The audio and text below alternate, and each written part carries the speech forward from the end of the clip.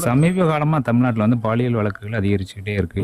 அது எப்படி பெண்களுடைய பள்ளி குழந்தைகளுக்கு தான் பாதிப்புகள் அதிகமாக இது வந்து நீங்க வந்து பாலியல் பிரச்சனைகள் வந்து தொடர்ச்சியாகவே கடந்த ஒரு 15 வருடங்களுக்கு மேலாகவே அதிகரிச்சுக்கிட்டு தான் இருக்கு.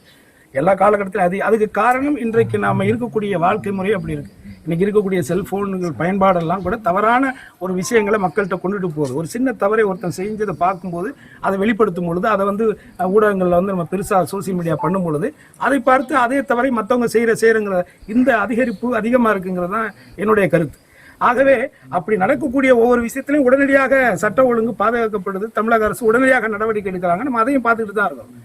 ஸோ இங்கே யாரும் எந்த ஒரு அரசாங்கமும் மக்கள் செய்யக்கூடிய இந்த மாதிரி ஈனத்தனமான செயல்களை யாரும் ஒருத்தரும் ஏற்க போறதில்லை, அதை ஆதரிக்க போறதில்லை. அதுலேயும் குறிப்பாக திராவிட முன்னேற்ற கழகத்தினுடைய இந்த ஆட்சி காலத்தில் தொடர்ச்சியாக சொல்லக்கூடிய எந்த ஒரு குற்றச்சாட்டும் உடனுக்குடனாக அதுக்கு மீது நடவடிக்கை எடுத்துக்கிட்டு தான் இருக்காங்க.